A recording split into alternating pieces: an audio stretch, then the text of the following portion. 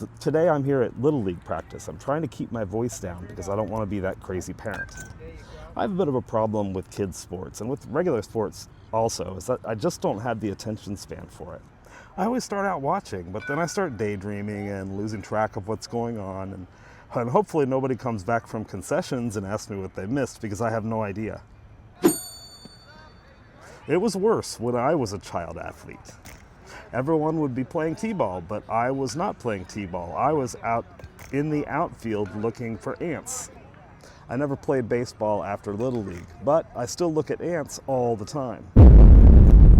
So today I'm watching my son practice Little League, but really what I'm doing is daydreaming about the evolution of social insects. When you took high school biology, you learned that natural selection is a win or lose scenario. So if you're an insect and a predator eats you before you have the opportunity to reproduce, then you lose. However, if you manage to reproduce before you die, you win. The fact is that being alive right now embodies the direct line of genes that have won and replicated throughout the history of the Earth.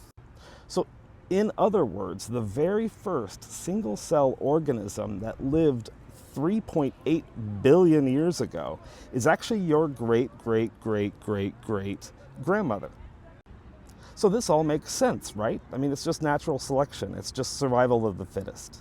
I've said before that biology is a science that does not have laws, because as soon as you try to impose a rule on something, you always find an exception. So here's where it gets a little weird.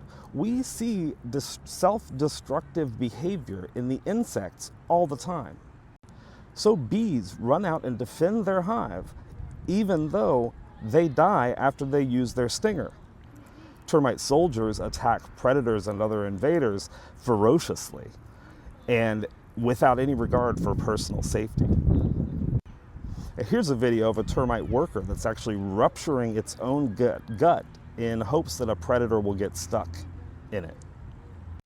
Now, we see these behaviors in nature all the time, but they're predominantly done in the social insects.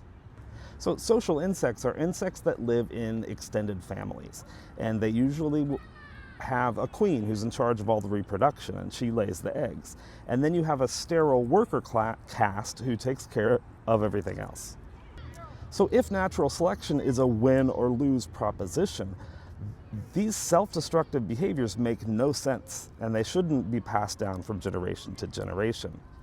Well, we all have to die eventually, but our genes don't have to.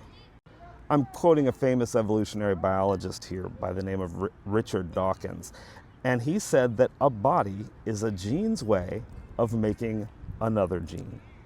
So if you look at it from a gene's perspective, if you can behave in a manner that not necessarily benefits you, but ensures the survival and reproduction of, say, a parent, then from the gene's perspective, this actually counts as half of a win.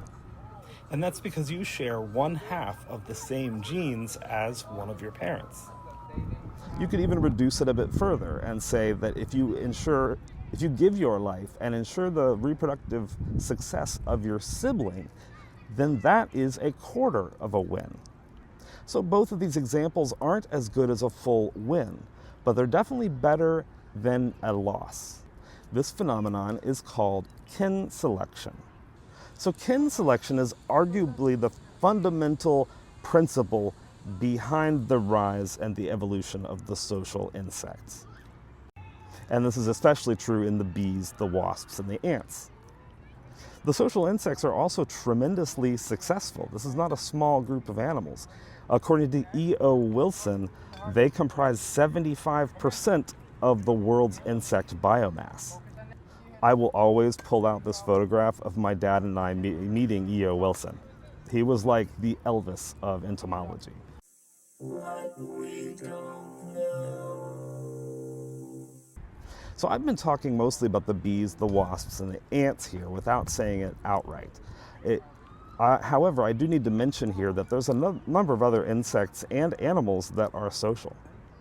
These include some aphids, some silverfish relatives, a few different cockroaches, and even 2 species of mammal, which are mole rats. So as I mentioned before, kin selection is a theory which defines social evolution of social behavior in the bees, the wasps, and the ants. However, there are a few different competing theories, and this is especially true for the termites, but that would require a whole different video.